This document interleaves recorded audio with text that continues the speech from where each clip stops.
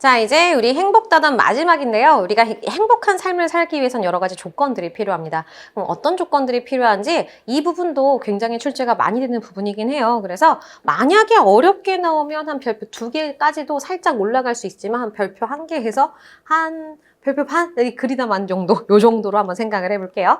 자, 제일 첫 번째, 우리가 행복한 삶을 위해서는 내 주변에 어느 정도 일정 수준의 질이 충족된 환경이 있어야 되는데 이걸 우리가 질 높은 정주 환경이라고 얘기를 합니다. 자, 우선은 이 질 높은 정주 환경 얘기하기 전에 요거 한번 보여드릴게요. 여러분 혹시 지옥고라는 말 들어보신 적 있어요?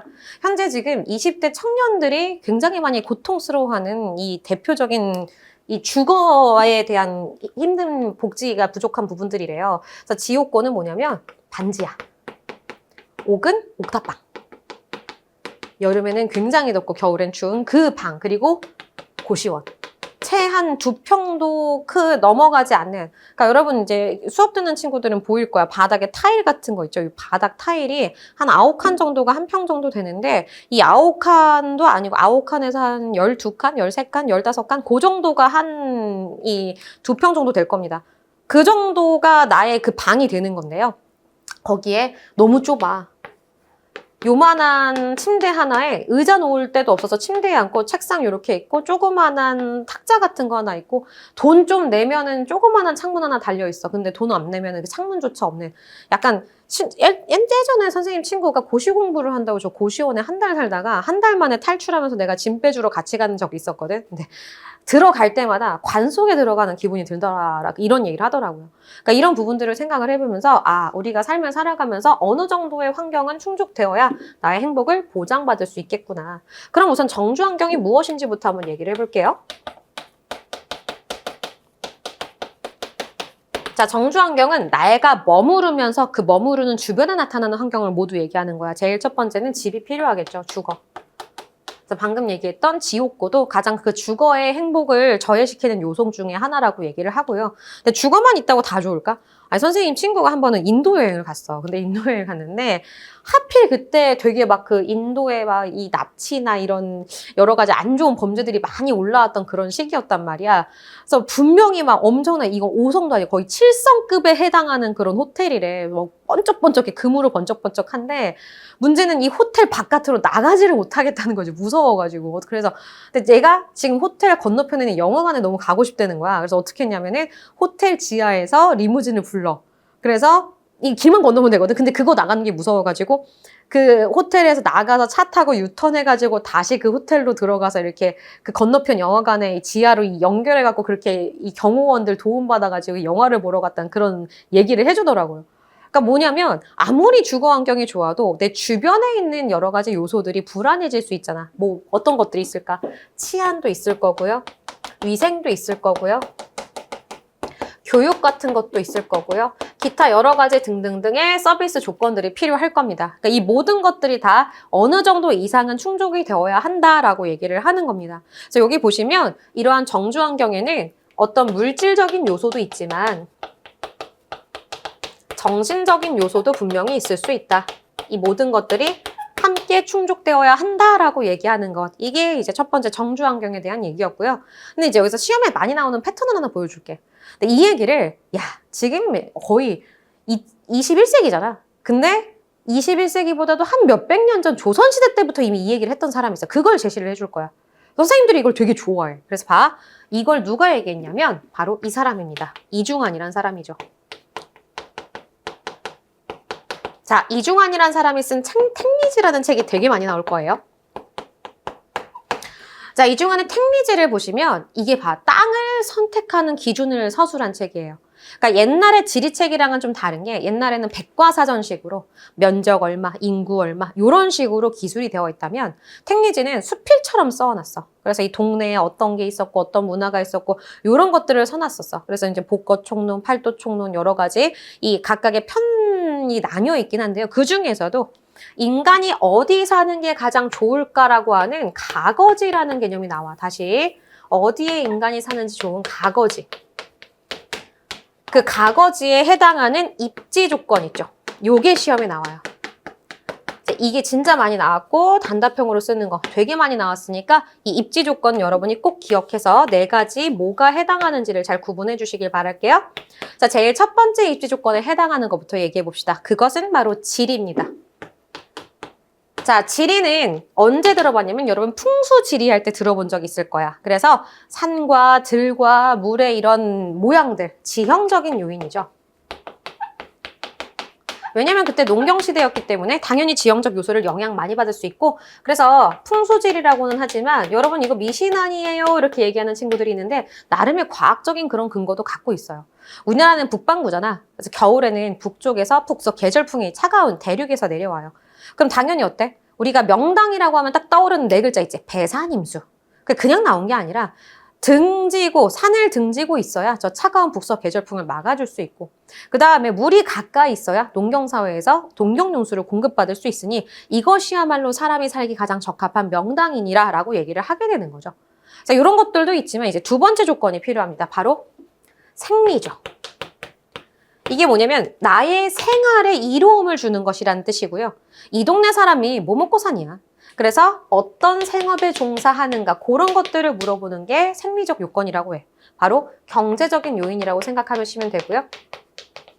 이중화는 여러 네 가지 요소 중에서도 이 생리적 조건이 굉장히 중요하다고 봤던 사람이었습니다. 그래서 이 동네에는 농사를 짓고 사니, 이 동네에는 물고기를 잡니 이런 내용들을 얘기했던 게 생리. 자, 이제 세 번째입니다. 세 번째는 독특하게 인심이라는 요소가 추가가 돼요. 여러분 인심은 진짜 그 사람의 마음이잖아. 아니 저런 게 보여요? 안 보이지. 근데 약간 개인적인 사심이 좀 들어있는 것 같아. 선생님이 이제 지역 감정을 조장할까봐 어떤 특정 지역에 대한 욕을 박은 건 얘기를 안 하겠는데 실제로 이렇게 써놨어. 땡땡 지역은 사람들의 성정이 포악하여 싸우기를 즐겨하니 살기 부적합하다 이렇게 써놓은 게 있습니다. 그러니까 굉장히 이제 마을 분위기도 탄다. 공감을 하긴 하는 게 선생님도 이게 학원마다 옛날 학교에서 학교도 마찬가지야. 반도 그렇고 학원도 그렇고 이게 똑같은 학교 학생들인데도 이 반 클래스 다르고 저 반 클래스 다르고 어떻게 친구들이 공부하고 서로 상호작용하는지에 따라서 그 수업 분위기의 질도 되게 많이 달라지더라고. 이제 봐봐 선생님 막 웃긴 얘기야. 그럼 니들 막 웃어. 얼마나 신나. 막 이렇게 거의 막 이제 머리에 꽃 달고 막 흥분해서 얘기를 하는데 백날 얘기하자. 이러고 있으면 말할 것도 까먹는단 말이야. 그러니까 봐봐. 그 수업의 질과 분위기는 또 여러분에게도 많이 달려있다. 도와주세요. 자, 그래서 이런 내용들과 함께 그래서 마을 분위기 이런 것들은 이제 약간 어때요? 객관적일까? 주관적일까? 주관적인 요소가 분명히 있다라는 거. 요것도 기억해주면 좋겠네요. 근데 마지막 요거를 질이랑 헷갈려 하더라고 애들이. 산수야, 산수. 자, 산수는 뭐냐면 아름다운 경치예요. 약간은 지리와는 다르죠. 지리는 객관적으로 산이 있고 들이 있고 여기에 뭐가 있고 이런 걸 보여주는 거라면 풍경 자체는 경관이잖아. 근데 사실 이것도 되게 중요한 게 옛날에는 무조건 이렇게 좋은 학군지 이 근처가 굉장히 땅값이 비쌌다고 해. 근데 요새 가장 집값이 많이 오르는 것이 바로 어디냐? 한강벨트라고 혹시 들어봤나요? 이제 서울에 사는 친구들은 들어봤을 거예요. 한강 주변으로 한강뷰 라인이 나오는 요쪽의 집값이 굉장히 많이 오르고 있다고 합니다. 그러니까 사람들이 뭘 중요시해? 뷰! 요게 중요하다는 거야. 그래서 이런 부분도 분명히 우리의 삶에 영향을 미칠 수 있다. 아, 니들도 그렇잖아. 막 맞은편에 건물 따닥따닥 붙어 있는데 바로 앞에 막 이 할아버지가 막 오 이렇게 막 운동하고 헬스하고 요런 거 막 건물이 막 따닥따닥 붙어 있는 요런 걸 보는 거랑 다 산도 보이고 들도 보이고 막 요렇게 있는 어느 쪽이 좀 더 이 나의 그 삶을 풍요롭게 만들까? 아름다운 경치가 보이나? 물론 할아버지의 운동하는 모습이 아름답지 않다라고 하는 건 아니지만 오해하지 마세요 또. 근데 이제 이런 것들이 우리의 영향을 줄 수 있다. 그러니까 또 사생활이 침해되잖아. 그래서 요즘에는 또 건물과 건물 사이의 간격도 법적으로 막 규제하고 그러는 이유들이 바로 이런 행복과 관련된 내용들과 관련이 있습니다. 그래서 이런 부분들 생각해보면서 첫 번째, 질 높은 정주 환경에 대한 얘기를 해봤고요. 자, 이제 두 번째는 경제적인 안정이에요. 어쩔 수 없이 우리는 자본주의 사회에서 돈이 필요해. 그러려면 소득이 필요하겠죠? 근데 소득이 어떻게 해야 돼? 안정적으로 있어야 되겠지? 그래서 우리 소득을 얻을 수 있기 위해서는 안정적으로 취업 상태, 고용의 안정이 필요하고요. 근데 봐봐. 일만 한다고 다 되는 게 아니야. 실컷 일했는데 1시간 일했는데 막 1,000원밖에 못 받아. 선생님 어제 햄버거를 사 먹었는데 진짜 깜짝 놀랐어. 햄버거 세트가 거의 15,000원에 달하더라고요. 근데 우리 지금 최저시급이 1030원인가 그래. 이게 해마다 다르니까 이건 잘 확인해서 보시고요. 1시간 일해도 햄버거 세트 하나를 못 먹네? 라는 생각을 하게 되는 거야. 그러니까 우리가 뭘 보장해야 되냐면 최소 1시간 있으면 밥 한 끼 먹을 수 있어야지. 그걸 보장해주는 게 바로 최저임금이라는 겁니다. 그러니까 이런 것들도 국가가 보장을 해줘야지만 안정적으로 삶을 살아갈 수 있다. 최저임금 제도. 근데 여러분 조심하세요. 이 최저임금은 해마다 달라지기 때문에 우리가 지금 이걸 배우고 있는 해에 최저임금이 얼마인지를 꼭 확인하는 것들, 그런 것들도 함정으로 낸 적이 있었으니까 체크해 주시고요. 그래서 이런 것들이 만약에 보장이 안 돼. 그럼 이제 국가가 나서서 야 배고파? 밥 줄까? 생활비 줄까? 뭐는 부족해? 이런 것들 해주는 것들이 필요하다라고 얘기를 하는 거죠. 이 생각을 자 이제 시간을 다시 거슬러 올라봐서 아까 맹자 기억나세요? 전국시대의 맹자 얘기를 한번 해보겠습니다. 자, 맹자는 아예 대놓고 왕의 자질로서 요걸 삼았어요. 맹자가 얘기했던 경제적 안정, 바로 유항산, 유항심입니다. 뭐 무항산, 무항심으로 배우셔도 상관없습니다. 똑같은 얘기예요. 맹자가 전국시대 1타 강사야. 그러니까 온갖 왕들이 와가지고 자기들을 좀 어떻게 정치를 해야 되는 게 옳은지를 가르쳐달라고 막 얘기하는 거야. 근데 어느 날 양나라였나? 그 해왕이 초청을 해가지고 가던 길이었어요. 근데 가는 길에 너무 백성들이 배고파하는 거야. 막 풀뿌리 집어먹고 있고 너무 힘들어하고. 그래서 너무 속상했지. 아, 이 나라 왕은 마음이 진짜 안 좋겠구나. 백성들이 이렇게 힘들어하는데 왕의 마음은 얼마나 힘들까? 뭐라고 가서 위로를 해줄까? 이런 마음을 가지고 맹자가 이제 궁궐문을 싹 열었더니 따라라라라 완전 새로운 풍경이 펼쳐지는 거죠. 온갖 사내 진미에 막 동네 이쁜 애들이 다 모여 있고 세상에 귀한 것들이랑 귀한 보물은 이 궁궐 안에 다 있었던 거예요. 그래서 맹자 표정이 너무 싹 굳어졌죠. 근데 그것도 모르고 이 눈치 없는 왕은 아, 내가 너 맹자 온다고 신경 좀 썼다. 인테리어 어때? 막 이러면서 막 음식 봐봐. 너 이거 세상에 어디에서도 옆 나라 갔었다며? 거기서도 못 먹어봤지? 너 온다고 내가 신경 좀 썼잖아. 근데 맹자가 깨작 먹을 둥 말둥 이러고 있으니까 왕이 불편한 거야. 뭐 마음에 안 좋은 거 있니? 불편한 거 있니? 맹자가 됐고 나 왜 불렀어요? 그랬더니 이제 본격적으로 얘기하는 거야. 아, 내가 고민이 있대. 그래서 무슨 고민이요? 우리나라 백성들이 나를 존경을 안 해. 야, 이거는 니들이 들어도 답을 알지 않겠니? 왜 존경을 안 하는지 알지 않을까? 야, 맹자 기가 막힌 거야. 그걸 몰라요? 모르겠는데.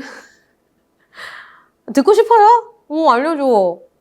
그래서 이쭉 푸는 거죠. 내가 니네 나라에 오기까지 막 백성 봤는데 백성이 나중에 먹을 게 없어서 흙까지 주워 먹고 있더라. 근데 내가 니네 궁전 안에 들어왔더니만 니네는 온갖 산의 진미는 네가 다 쳐먹고 있지 않느냐. 이런데 백성이 너를 존경을 하는 게 말이 되느냐. 네가 진짜 존경받고 싶어? 백성들부터 배불리 먹여라. 네 자식 새끼 같은 백성들을 배불리 먹여야 봐봐. 배고파 죽겠는데 도덕적인 삶이 생각이나 나겠니? 우리 속담에 이런 거 있어. 선비도 3일을 굶으면 남의 집 담장을 넘는 데는 되잖아. 그러니까 백성들이 배고프면요. 절대로 마음의 도덕성은 생겨날 수가 없다라는 거예요. 그래서 잘 봐. 이 산이라는 건 뭐냐면 경제적 안정이야. 항상 뭐 경제적 안정을 보장 먼저 해야 돼. 그래야 도덕성이야. 백성들 마음속에 뭐가 자라난다? 도덕이 자라난다라고 얘기하는 거야. 배가 어느 정도는 차야 선한 마음이라도 생각을 하지 배고파 이겠는데 내가 남을 배려하는 게 되겠냐 이 얘기야. 라고 했던 맹자의 일화입니다. 물론 이걸 이제 좀 더 디테일하게 가르치는 선생님들은 백성은 유항산 유항심하지만 이제 군자는 어떻게 해야 돼? 군자는 무항산에도 유항심해야 한다라고 얘기합니다. 군자 같은 경우, 왕 같은 경우엔 재산이 오히려 없어도 뭘 유지할 수 있어야 돼. 도덕성을 유지할 수 있는 게 진정한 군자의 자세다라고 얘기하지만 백성은 아직 안 되잖아 그게. 그러니까 백성은 우선 항상 배불리 먹일 수 있는 게 왕의 덕목이다라고 얘기를 하게 되는 거죠.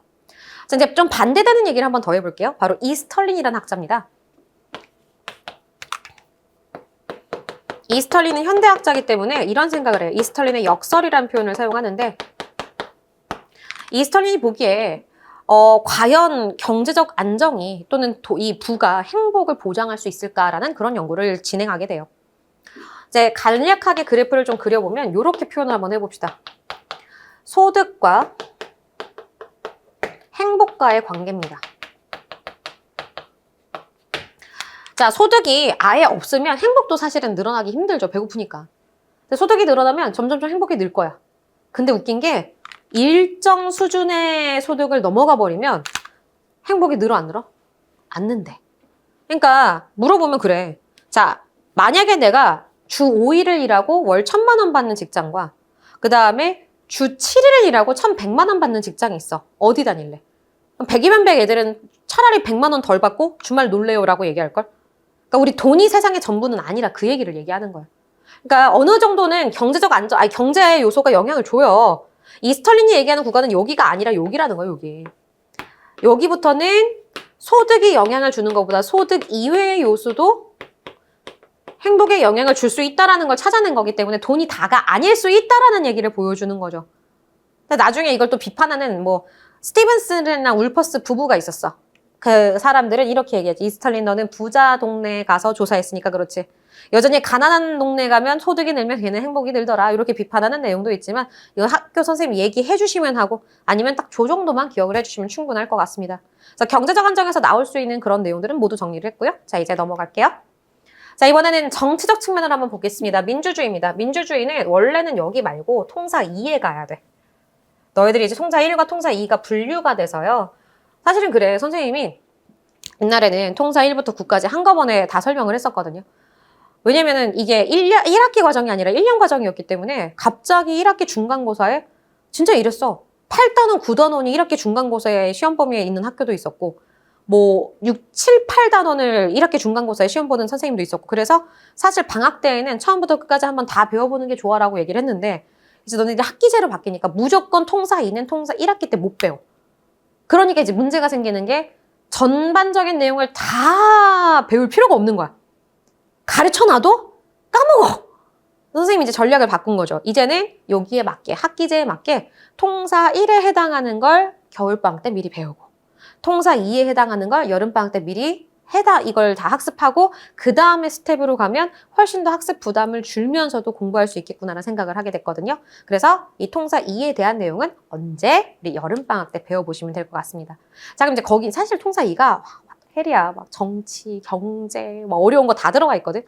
난 이것도 좀 밸런스가 안 맞는 것 같아.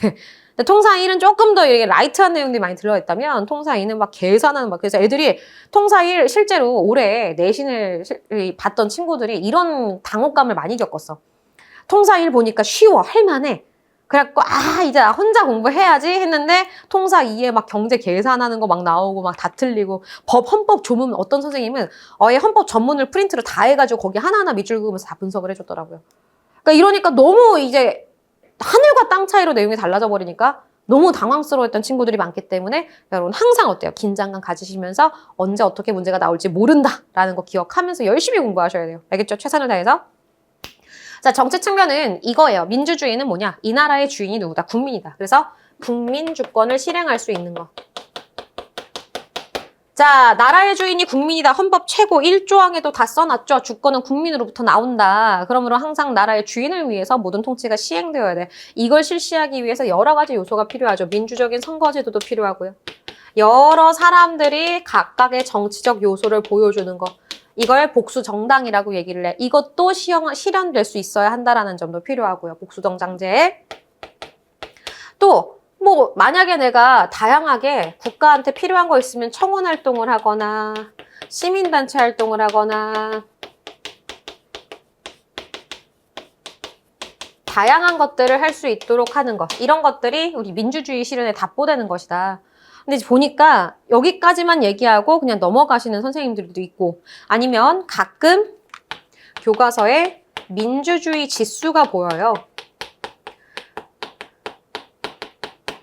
그래서 이 민주주의 지수가 높은 나라들일수록 행복 지수가 높은 나라들일 경우가 높대. 그러니까 국민의 얘기를 잘 들어주는 나라일수록 국민의 행복도가 높아진다라는 그런 얘기를 하는 거지. 이걸 제시해주는 사람도 있고 그 다음에 아마르티아 센이라는 노벨 경제학상 받았던 사람의 이론이야. 자, 이 지문에 뭐가 나와 있냐면 우리가 기근이라는 게 있어요. 굶어 죽는 거. 사람들이 굶어 죽는 것에 가장 더 큰 영향을 주는 게 무엇일까를 봤을 때 자연재해가 있고요.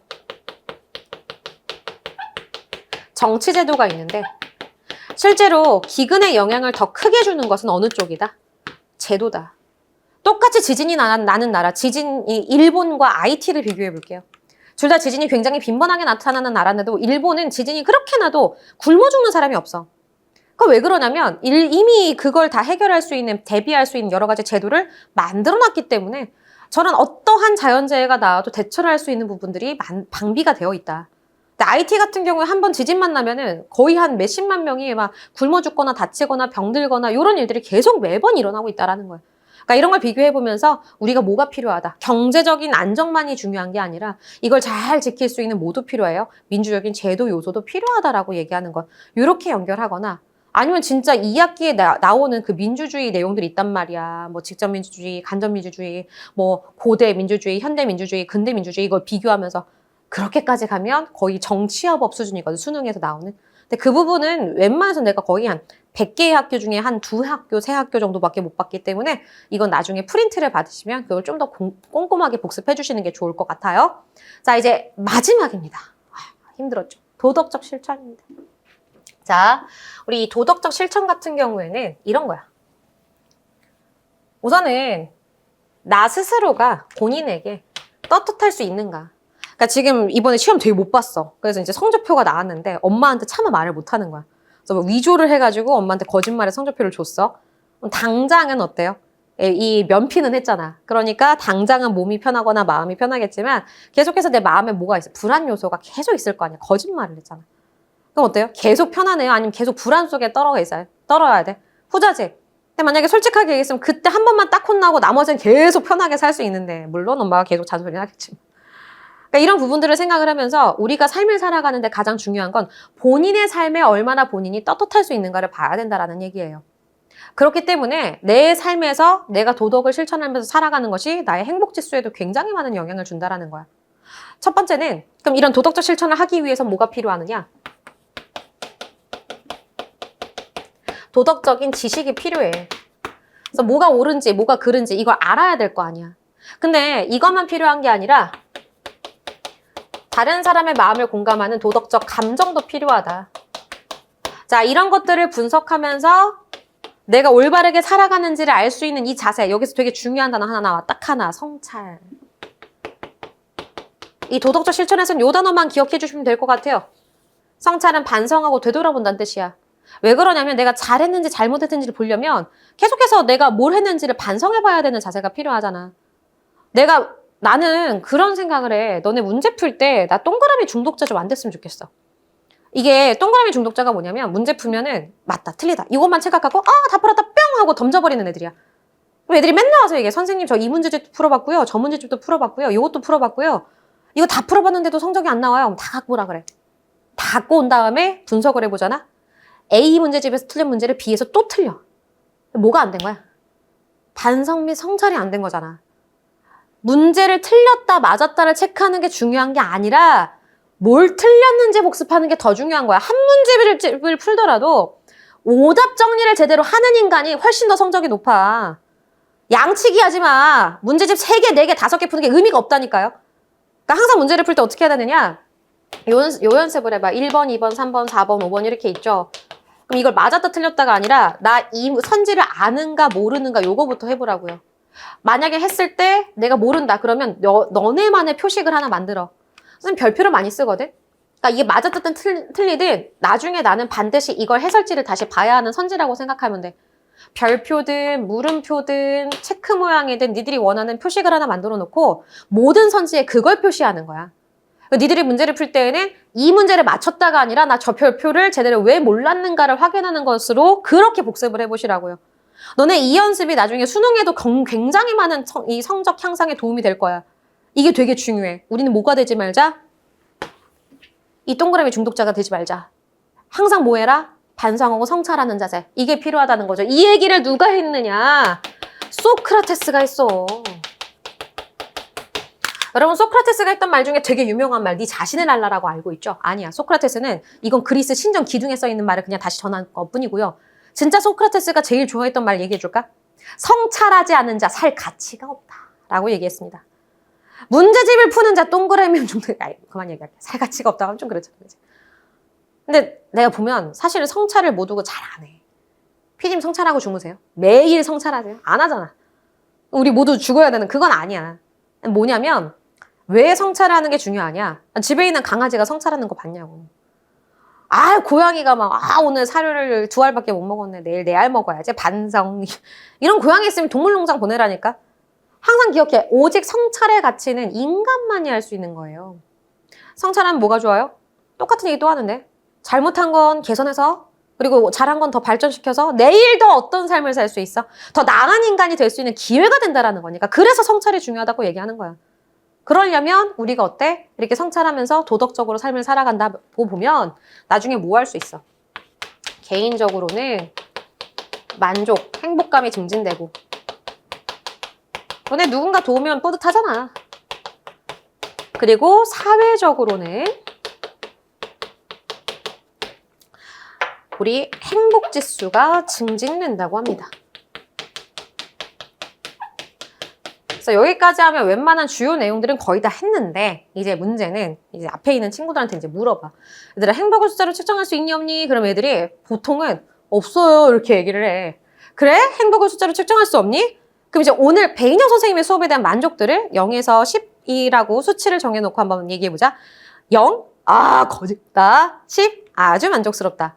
그럼 내가 이렇게 물어보잖아. 그러면 한 10명 중에 9명은 되게 씩 웃으면서 10점 이렇게 눈치가 빠르니까. 근데 그중에 꼭 눈치 없는 한 새끼들이 있어. 그러니까 한 명한테 물어보잖아. 이렇게 얘기해. 9.3 이러는 거야. 그래서 그래 9점대도 낮은 점수도 아닌데 근데 이제 고맙다 높은 점수 줘서. 근데 이제 판사를 막 선생님 판사 되게 많이 하거든. 필기 막 하는데 자꾸 머릿속에 뭐가 맴돌아? 0.7이 맴도는 거야. 그래서 이제 걔한테 가서 다시 야 근데 내가 진짜 궁금해서 그러는데 0.7을 왜 깎았어? 그랬더니 얘가 씩 웃으면서 나한테 이렇게 얘기하는 거야. 지켜볼게요. 그러니까 오늘 첫 만남이라 이거야. 그래 이제 지켜보든 나중에 보든 언제 보든 다시 보든 봐봐. 너희들 지금 선생님에 대한 수업의 만족도를 뭐 했니? 숫자로 표현했잖아. 마찬가지야. 행복도 숫자로 표현할 수 있습니다. 그게 바로 뭐냐면 내가 여기 필기한 행복지수야. 근데 이 행복지수는 교과서마다 그 사례가 너무 달라서 이걸 일일이 선생님 필기할 필요도 없고 대신에 이렇게만 적어놔.